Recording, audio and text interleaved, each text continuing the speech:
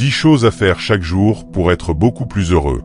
Vous êtes-vous déjà arrêté pour vous demander ce qu'il vous faut pour être vraiment heureux?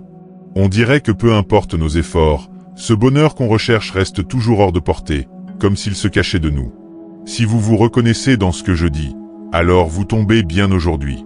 On va parler ensemble du secret du bonheur, et je vais vous donner 10 conseils précieux qui viennent des sages stoïciens. Ces conseils vont vous aider à trouver cette paix intérieure que vous cherchez tant.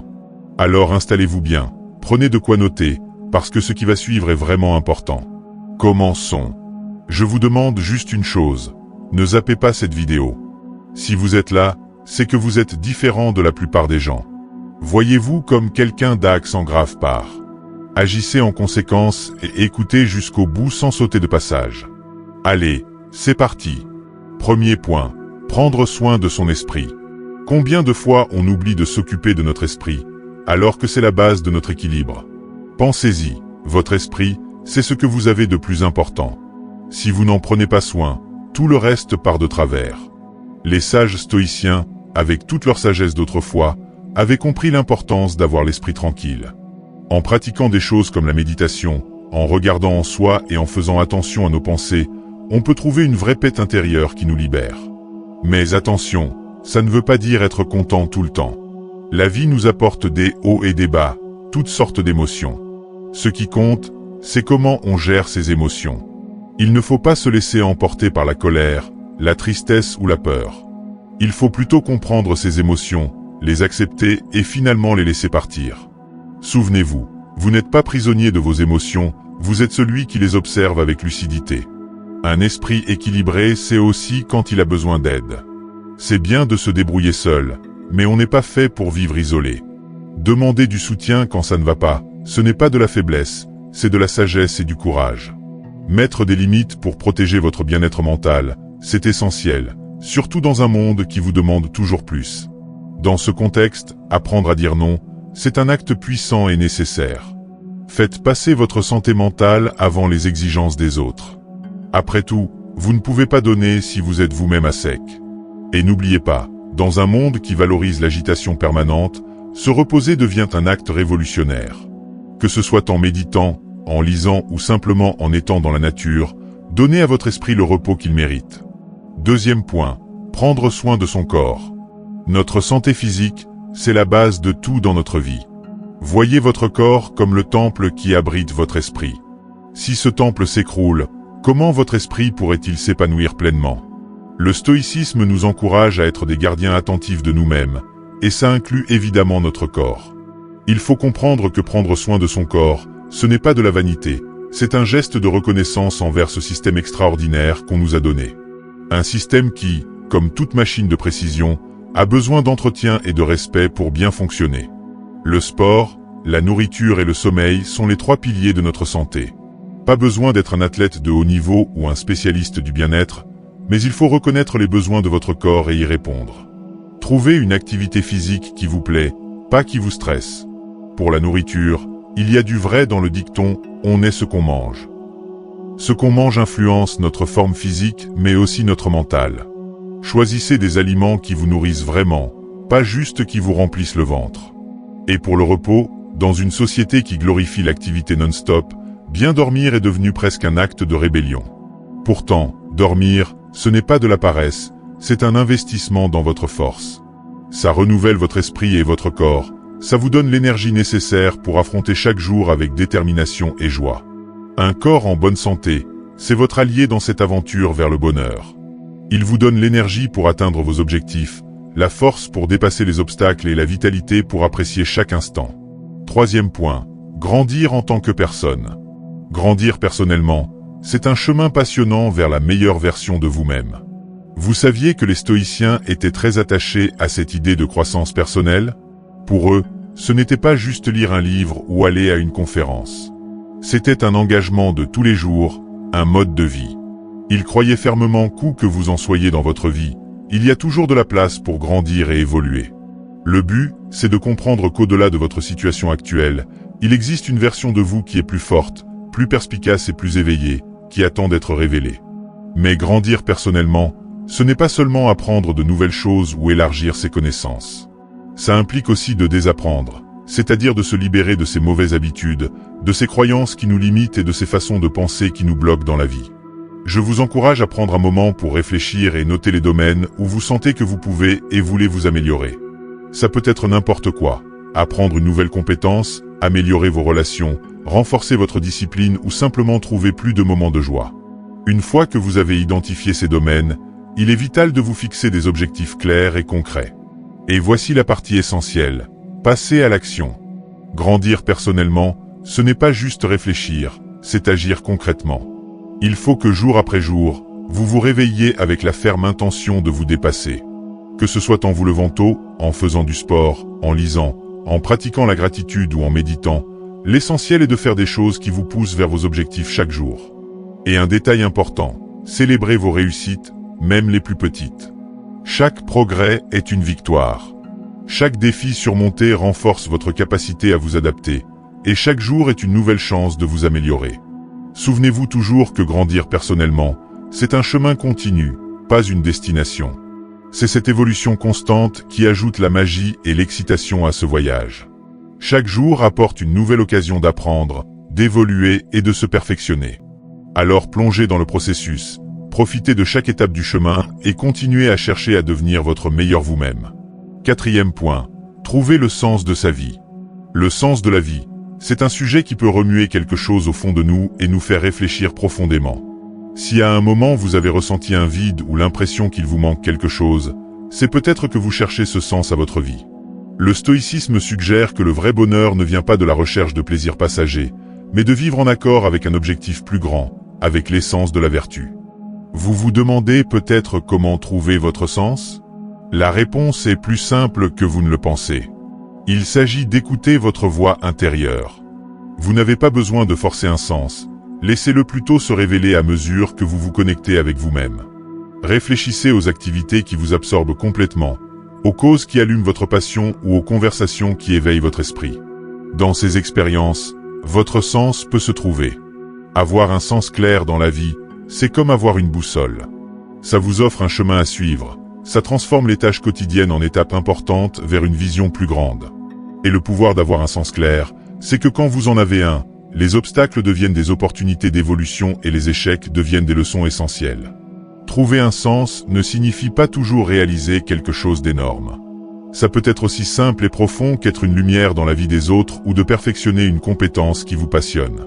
L'essentiel, c'est que ce sens résonne avec votre vrai vous. Et une fois trouvé, il est vital de vous y engager pleinement. La constance et la dévotion seront vos compagnons de route face aux défis. Souvenez-vous de la sagesse stoïcienne. On ne peut pas maîtriser le vent, mais on peut ajuster nos voiles. C'est dans ce véritable sens que vous trouverez un bonheur durable qui persiste au-delà des défis et des hauts et bas de la vie. Quand vous avancez dans la vie avec un sens défini, vous ne faites pas qu'améliorer votre existence, vous éclairez aussi la vie de ceux qui vous entourent. Et y a-t-il quelque chose de plus enrichissant que de contribuer au bien-être de tous ? 5e point, vivre dans le moment présent. Si vous y réfléchissez vraiment, l'importance de se connaître soi-même et de pratiquer la gratitude est immense.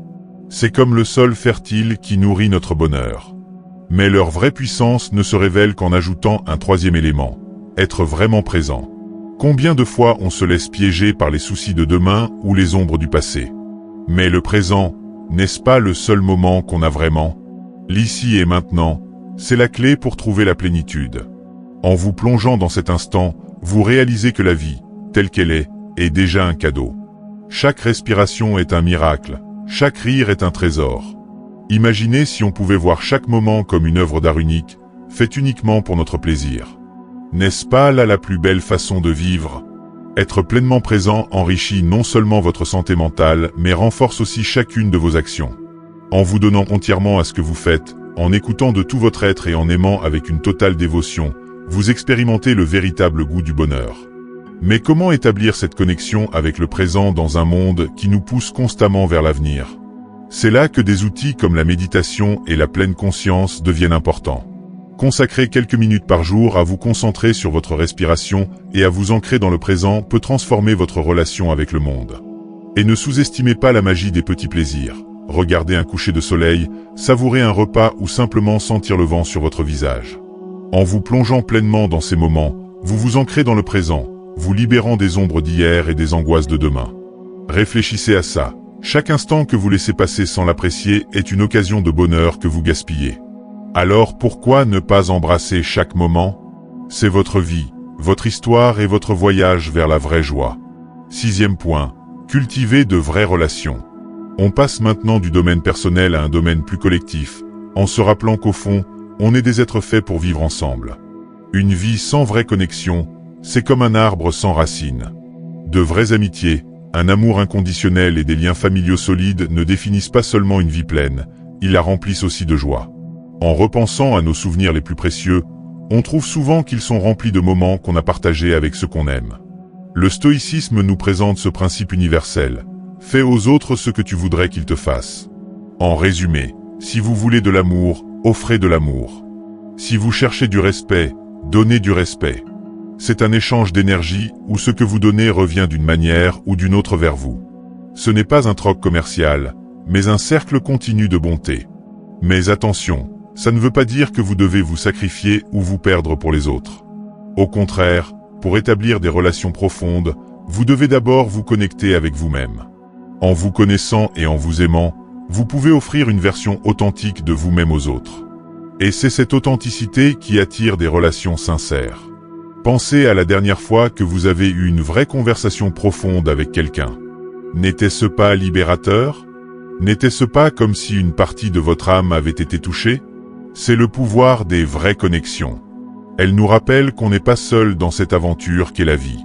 Elles nous offrent un soutien, une épaule sur laquelle pleurer et une main pour célébrer. Et dans ce voyage, elles deviennent le miroir dans lequel on se voit soi-même. Alors chérissez ces relations, nourrissez-les et faites-en une priorité. Parce qu'en fin de compte, ce sont ces moments partagés qui définissent la richesse de notre existence. 7e point, cultivez la gratitude. Chaque jour apporte une nouvelle occasion d'apprécier les petites merveilles que la vie nous offre. Mais pourquoi la gratitude est-elle si puissante? Parce qu'elle redirigeait notre attention vers le positif. Au lieu de nous concentrer sur ce qu'on n'a pas ou sur ce qu'on aimerait avoir, la gratitude nous invite à célébrer et à valoriser ce qui est déjà présent dans notre vie. Et non, il n'est pas nécessaire qu'il se passe quelque chose d'extraordinaire pour ressentir de la gratitude. Ça peut être quelque chose d'aussi simple que la chaleur du soleil sur votre peau, le bruit de la pluie qui tombe ou une vraie conversation avec quelqu'un qu'on aime. C'est la reconnaissance constante qu'il y a quelque chose à apprécier dans chaque petit détail. Établir une pratique quotidienne de gratitude peut radicalement transformer votre vision du monde. Vous pouvez commencer par quelque chose de simple, comme énumérer 3 choses pour lesquelles vous êtes reconnaissant chaque matin ou chaque soir avant de vous coucher. Avec le temps, cette pratique va cultiver en vous un sentiment constant d'appréciation, vous rendant plus conscient des innombrables bénédictions qui vous entourent. Alors la prochaine fois que vous sentez qu'il vous manque quelque chose, arrêtez-vous et réfléchissez à toutes les choses merveilleuses qui font déjà partie de votre vie. Vous vous rendrez compte que le vrai bonheur ne réside pas dans la recherche constante de plus, mais dans l'appréciation profonde de ce que vous possédez déjà. Si vous avez commencé à explorer le terrain de la connaissance de soi, vous êtes déjà plus proche de comprendre ce que signifie vraiment être heureux. On vit dans un monde qui nous bombarde sans arrêt avec ce qui nous manque. Tu as besoin de ceci pour être heureux, tu as besoin de cela pour te sentir complet. Mais que diriez-vous si je vous disais que vous avez déjà dans votre vie de nombreuses raisons de vous sentir plein et heureux? Imaginez que chaque jour est une page blanche. Vous pouvez la remplir de plaintes sur ce que vous n'avez pas, ou vous pouvez l'embellir avec des remerciements pour ce que vous avez. Soyez reconnaissant pour vos échecs, car ils vous enseignent. Soyez reconnaissant pour les défis, car ils vous renforcent. Et oui, soyez reconnaissant même pour vos tristesses, car elles vous rendent humain. C'est aussi simple que ça. Quand vous êtes reconnaissant, la vie vous sourit en retour. Non pas parce que vous avez obtenu plus de choses matérielles, mais parce que vous avez découvert le trésor qui existait déjà dans votre vie. 8e point, apprendre à se connaître. Oui, je parle de regarder dans le miroir de l'âme et de découvrir qui vous êtes vraiment. Il ne s'agit pas seulement de connaître ce que vous aimez ou n'aimez pas. Il s'agit de comprendre vos motivations les plus profondes, vos plus grands rêves et oui, même vos peurs les plus sombres. Pourquoi c'est crucial? Imaginez essayer de vous déplacer dans une forêt épaisse sans carte ni boussole. C'est ainsi que se présente la vie sans connaissance de soi. Vous ne savez pas quelle direction prendre. N'importe quel chemin pourrait vous mener à un précipice ou à un trésor. Mais quand vous comprenez vos véritables besoins, valeurs et aspirations, vous avez entre vos mains la carte et la boussole qui vous guideront à travers la jungle de la vie vers votre meilleure version. Mais ce n'est pas un voyage facile, et c'est bien comme ça. Ça n'aurait pas de sens si c'était trop simple. Il faut du courage pour affronter vos insécurités et découvrir vos zones d'ombre. Vous pouvez découvrir des choses qui vous dérangent, et c'est normal. Dans chaque zone d'ombre, il y a une leçon, et chaque leçon est un pas vers l'éveil personnel. La connaissance de soi vous donne aussi le pouvoir de comprendre les autres. Quand vous savez qui vous êtes, vous devenez plus empathique, plus compréhensif, parce que vous comprenez la diversité des luttes humaines. Vous savez que chaque personne fait face à sa propre forêt, et vous commencez à comprendre que chacun a sa propre carte et boussole, ou leur absence. Alors, comment commencer ce voyage vers la connaissance de soi? Méditation, réflexion, écriture de journal, conversation profonde avec des personnes de confiance et peut-être même une thérapie. Tout moyen qui vous permet de regarder en vous vaut la peine. Consacrez du temps chaque jour, même si ce ne sont que quelques minutes, pour vous connecter avec vous-même. Posez-vous des questions difficiles, affrontez vos peurs, célébrez vos victoires, même les plus petites. Souvenez-vous, le voyage vers le bonheur n'est pas un sprint, c'est un marathon. Et comme tout bon athlète vous le dira, connaître vos limites, vos forces, vos faiblesses et vos objectifs, c'est la clé pour franchir cette ligne d'arrivée. 9e point, être généreux et bienveillant. La bienveillance et la générosité sont deux des pierres angulaires de la philosophie stoïcienne. Au début, ça peut sembler contradictoire. Comment se concentrer sur les autres peut aider à votre bonheur? La réponse, mes amis, est profonde et puissante. La générosité et la bienveillance vous libèrent. Imaginez un instant que vous êtes dans un puits émotionnel plein de stress, d'anxiété et de soucis. Maintenant, au lieu de rester coincé dans ce cycle, vous faites quelque chose de bien pour une autre personne. Ça pourrait être aussi simple que de payer le café de quelqu'un derrière vous dans la file d'attente, ou aussi grand que de consacrer du temps à une cause qui vous tient à cœur. Que se passe-t-il ensuite? Quand vous agissez avec générosité et bienveillance, quelque chose de magique se produit. L'attention se détourne de vous et de vos problèmes et se concentre sur le bien-être d'une autre personne. Ce changement de perspective a le pouvoir de vous libérer de vos propres peurs et soucis et vous place dans un état de gratitude et de bonheur. Les stoïciens comprenaient que la véritable richesse ne se mesure pas en termes de biens matériels, mais en termes de valeur que vous apportez à la vie des autres. Il ne s'agit pas seulement de recevoir, mais aussi de donner. Car dans l'acte de donner, on trouve un sens du but et de la connexion qui est difficile à égaler autrement. Mais voici le détail. N'agissez pas avec générosité et bienveillance en attendant quelque chose en retour. Faites-le parce que c'est l'action juste, parce que ça élève votre âme et renforce votre caractère. Les stoïciens préconisaient de vivre selon la vertu. Et quoi de plus vertueux que de contribuer au bien-être des autres? Pratiquez la générosité et la bienveillance dans votre vie quotidienne. Ça peut être quelque chose d'aussi petit que sourire à un inconnu ou d'aussi significatif que donner votre temps et vos ressources à une cause qui vous tient à cœur. Vous verrez comment ces actions non seulement enrichissent la vie des autres, mais vous remplissent aussi d'un profond sentiment de satisfaction et de joie. Si jamais vous vous sentez perdu ou découragé, souvenez-vous que vous avez ce pouvoir incroyable de faire le bien. Utilisez-le.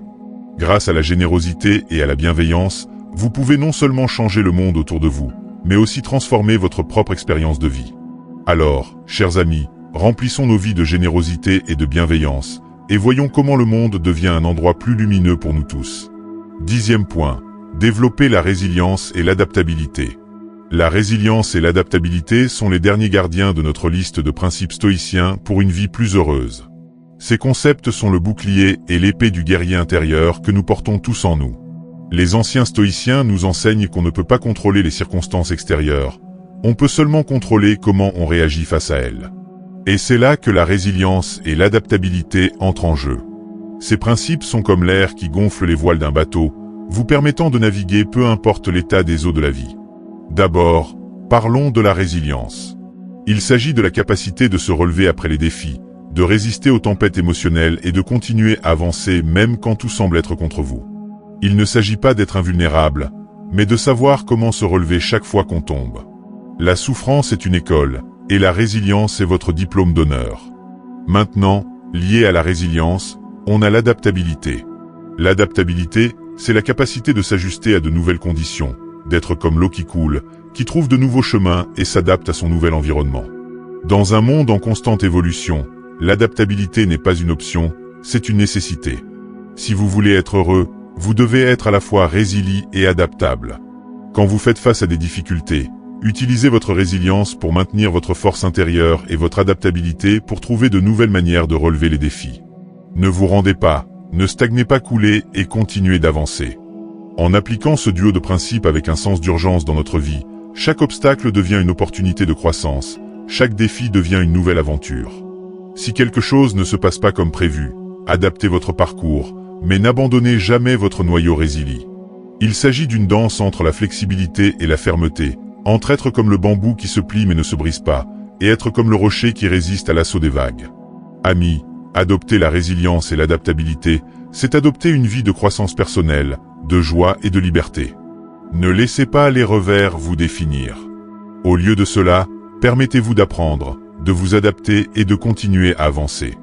En fin de compte, le vrai triomphe, c'est la personne que vous devenez dans le processus. Voilà les 10 piliers stoïciens qui peuvent transformer votre quête du bonheur en un voyage d'autodécouverte, de sens et de bien-être profond.